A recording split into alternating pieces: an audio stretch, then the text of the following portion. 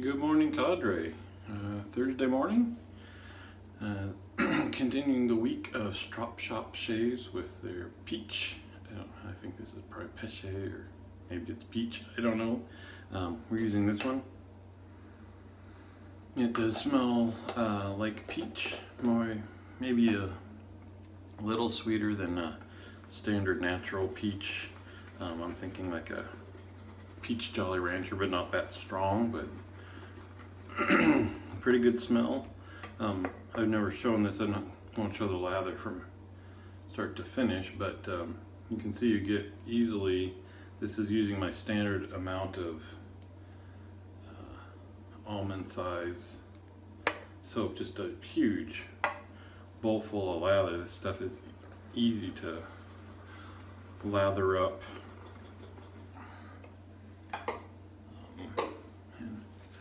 No water issues. Just saying it doesn't take more or less, I think, than quote your average soap. So partially on video today, just I haven't done one for a while, but then part of it is my parents are flying into town today, so the bathroom situations will be different, and even if I shave in this one, my wife on the other side and that wall sleeping can hear me talking to myself in the morning, so I thought I would not make my parents hear that.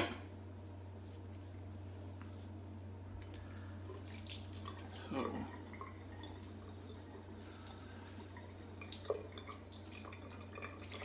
and I'm continuing on with the Feather SS. Been tempted to use a little variety, but I think I'm finally committed. Shave 100, straight shave 100. I want to use my Jerry Stark straight. And so I want the best experience I can have leading up to that.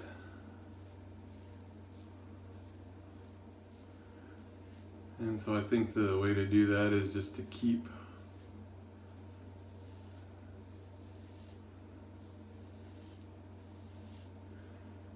using this one day after day instead of taking breaks and things, but got some DEs sitting over there that I haven't owned for very long that are begging for attention. I've got my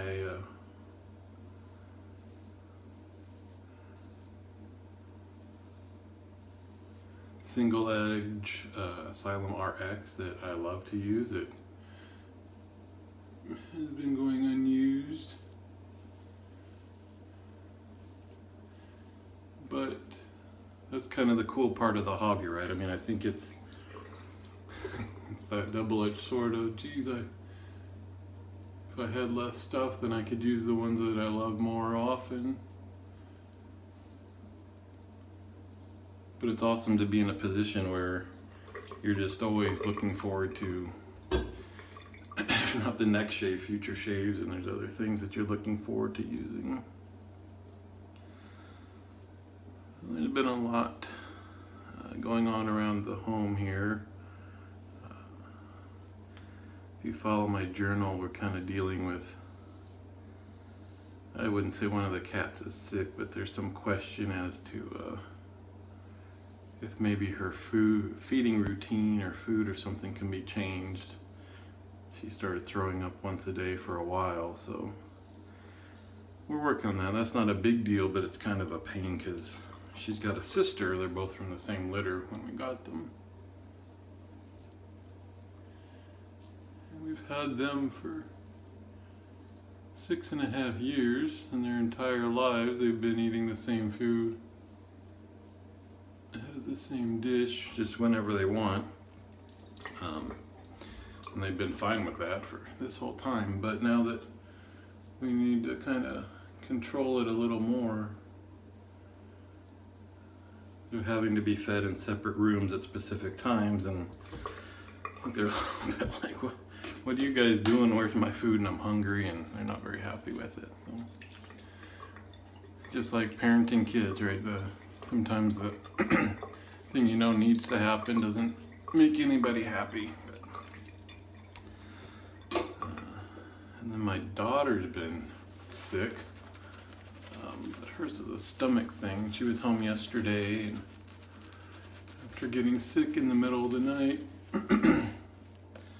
and not getting much sleep and being exhausted, and I thought it would be one of those things after she got sick. She said her stomach felt way better, and so I thought she was just exhausted and would kind of rest through the day and be fine. But then in the evening yesterday, she was getting more sleep on her bed, and it happened again. And without the details, I would just say October is an appropriate month for the horror show that resulted in there that I had to clean up. So now it's one of those parent decision things where you know you can't every single time a kid doesn't feel well, especially at their age now. They're old enough to stay home alone, and you'd love to stay home with them when they're sick. Just, you know, I actually think they're fine staying home alone. They like being home alone. They get to watch what they want on the TV, and especially when it's only one of them, boy, they have run of everything. Don't have to ask permission for anything. But as a parent, you kind of feel like it would feel better if you were home and just checking on them, making sure they eat and stuff. So anyway, I get up early enough that many times I'm gone before she's even out of bed. So it's like that decision as to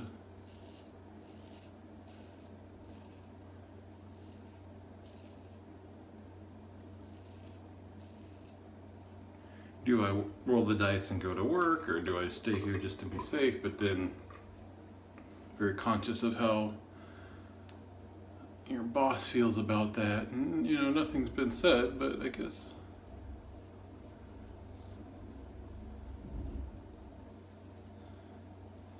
at least shows a decent work ethic if you're concerned about, you know, not just every time your kid is sick you're staying home and stuff.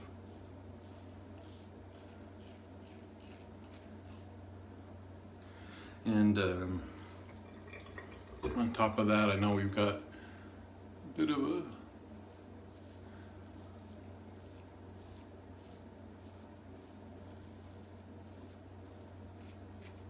a survey from a regulatory body today, so I certainly don't want it to be like, if I can be at work.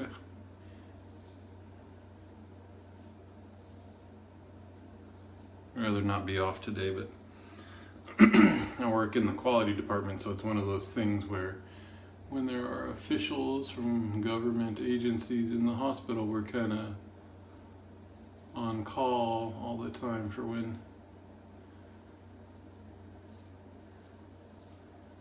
charts need to be reviewed, or they ask if we have a policy on such and such.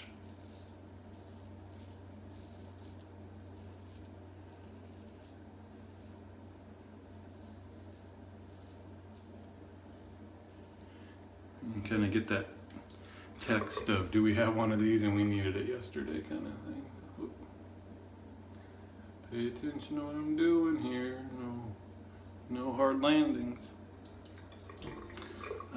So I will have to say, not being too critical on myself, the shades have been getting better. I think with anybody without a lot of patience, I was hoping it would happen faster. And I think that's kind of why I took a big break. I got up to about high 70s, low 80s number of straight razor shaves, and had a couple of rolls there for a while where I was doing them all the time like this. Just because I want to make the progress, but then you kind of hit a plateau and you have the same shave after shave after shave that you're not entirely happy with. And then you start wandering off to other things. And I'm kind of at that point now. I did, this time around, I've talked about changing up my third pass. I used to try to do the against the grain. That was very tough for me to hold the skin stretch effectively, but now I do 2 across the grain passes and it seems to be working decently.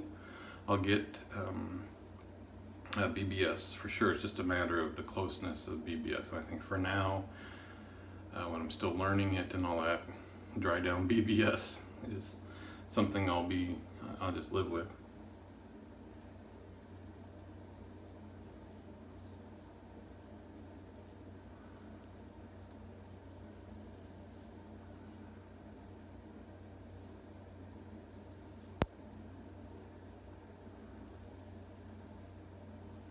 In fact, today it's really pretty smooth.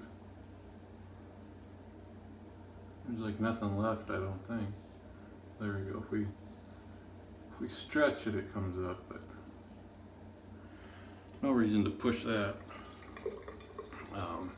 And the neck is still the issue, that third pass, the kind of swirling and against the grain stuff.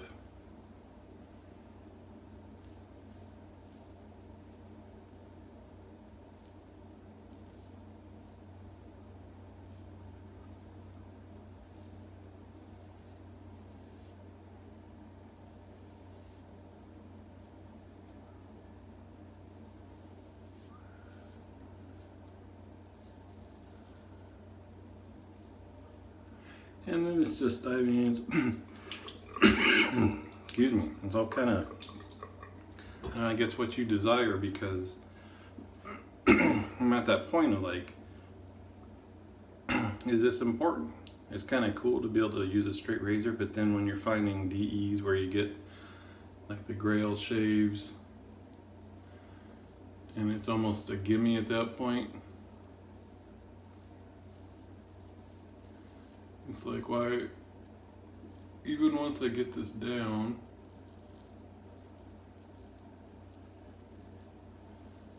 it does require more maintenance, more concentration.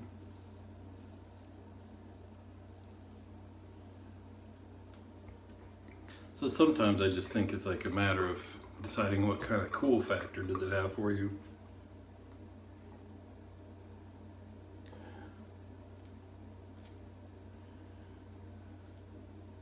It's interesting because it's almost like, you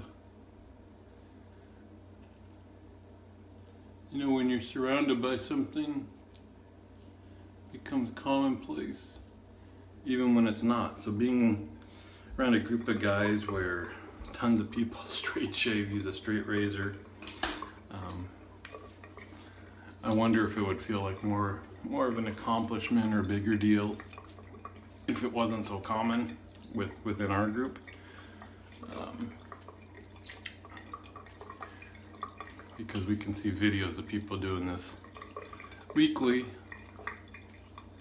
It's kind of like, okay, you learned it, no big deal, but that's not true. I mean, I get that it is tough, and I'm kind of minimizing the effort that goes into it, and you know, there I'm getting up to 100 straight shaves and still don't have the thing down. So it's obviously a lot of skill goes into it, but I think some of you probably know what I'm saying. So because yesterday worked out so well, I'm going to do the same thing today. Again, it's, I think, not giving credit to the progress that I've made. I'm able to do 3 full passes. Yesterday there's no alum sting whatsoever. So that's kind of a big deal. And in fact, my shave was mild enough, and I found some DEs that are mild enough for me that I did the 4th pass, so we do that again with the timeless. I won't take it, but I think I've got a Wilkinson sword in here. Well, let's check it out. Because I tend to keep a mild one in here for cleanup. Yeah, got a Wilkinson sword blade in there. So for me, that's a mild blade and a mild razor that's very efficient, which is a cool combo to find. But here, I'm basically doing a full pass again on the neck. So this is 4 passes on the neck, where when I just started traditional shaving in the first place, even with the DE, I couldn't get 3 full passes without any razor burn. It was still way better than what I was getting with a cart, and I was able to shift from shaving every other day with a cart to every day with a DE. But it took a long time before I could get that shave without irritation at the end of it. Part of it is prep and post-shave, and a lot of it's technique. And here this is 3 full passes with a straight. Plus, I mean, in the troubled areas I even did this way and that way. I don't know how you determine what's a pass and what's not a pass. I didn't lather up again, but there is a full pass this way and then redid that way, so I guess you could even argue 4.5. Oh yeah. See, that's what makes it worthwhile to me, is in the end you got that BBS, baby. Dolphin skin. Feels good. But just the fact that I can now do that with a straight, it's kind of a big deal. A little tiny sting there on the neck. But again, even with a DE, except for my new ones that seem to be magical, I was used to a little bit of alum sting, kind of no matter what, is a roll of the dice, even with a great shave on the neck, if there was going to be some alum sting or none.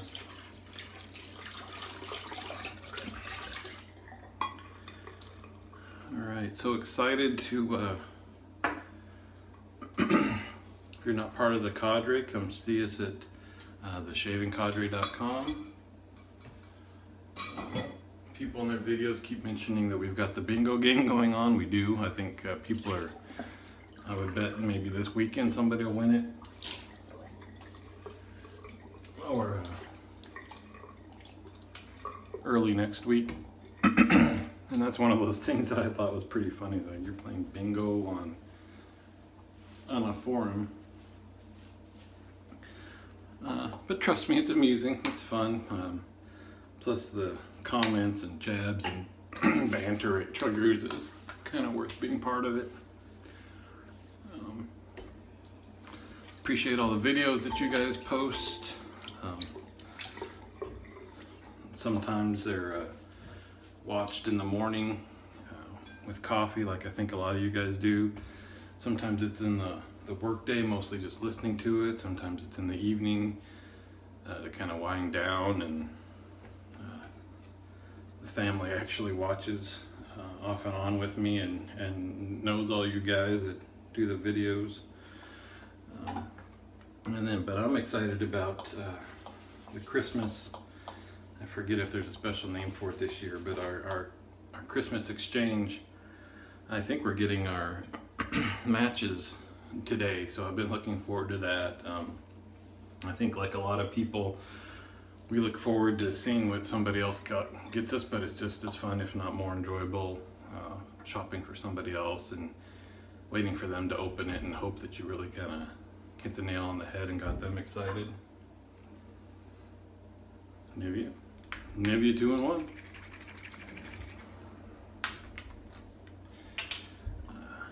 So that'll be happening.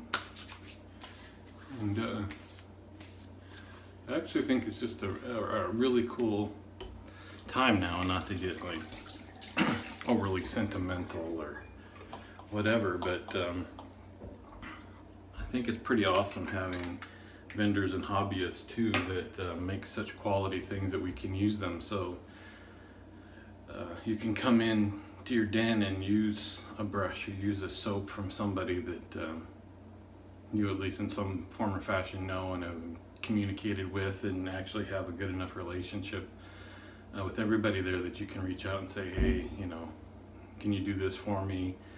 What do you think about this? And you know, I imagine you could, but I couldn't think of like reaching out to like Ariana Evans and saying, hey, why don't you make this kind of a scent? And them saying, sure, you know, let me try it out and we'll see how it works and that kind of thing. So that's pretty cool that our own group kind of can supply the shave den, and it's slowly taking on a larger and larger section of that. So if you're not there, come join us at shavingcadre.com, and I'll see you on the forums.